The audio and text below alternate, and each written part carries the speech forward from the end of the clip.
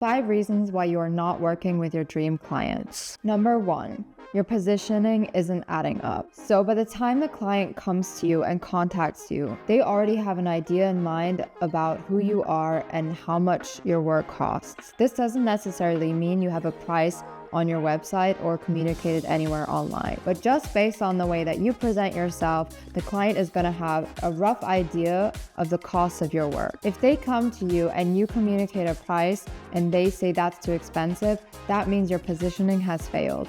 That means that the image you are presenting online, out there in the world, means your work costs less than what it actually does. Attracting the right client comes down to doing all of the work beforehand, your positioning, your communication, that by the time they come to you and they have that discovery call with you, there are no surprises. And the foundation of how much your work is going to cost has already been established before you communicate your price. Number 2, you are underselling your work. If your only selling point is the price, then you will attract clients that are looking for a good deal.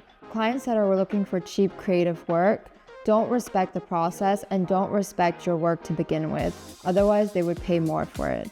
And that type of disrespect will spill over into the entire process, and it will be a headache to work with them, and those are not the types of clients that you want to attract. This means having something besides the price that sets you apart from your competition.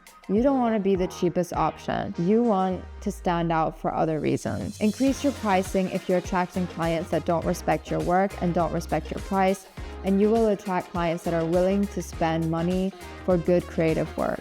Number 3, not setting boundaries early on. A foundation for communicating things like scope, payment terms, and other contractual things needs to be established from the very start. Don't be worried about scaring clients off with things like contracts and getting them to sign them. Clients that don't want to sign a contract are a red flag and should be avoided anyway. Signing a contract is a completely normal business practice, and it is the foundation for a respectful business relationship. Clients that don't want to start a contract are usually looking to take advantage of a situation, and that is why they should be avoided. Remember to communicate boundaries throughout the process. This means standing by the contract that you signed and the agreements that were made at the very beginning.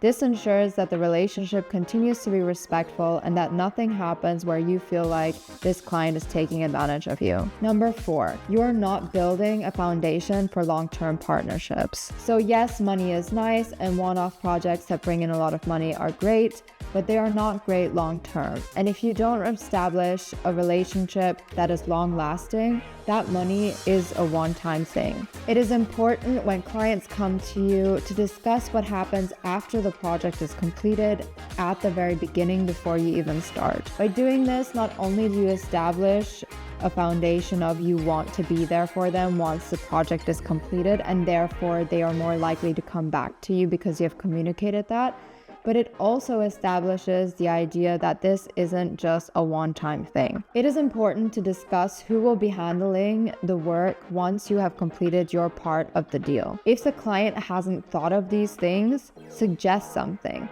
Make sure they are aware that you are there to help them to maintain the product, to continue to optimize it from the very beginning before you even start. This not only makes them feel like they can come back to you, but it also establishes a relationship where you are both collaborating on something and you want to continue to improve it together. Make sure to take on these types of projects with clients that are interested in maintaining the product. That way you are booking clients that are likely to come back to you for ongoing work. On-off projects can be nice, they can be a lot of money at once, but over a long period of time that money begins to feel like less.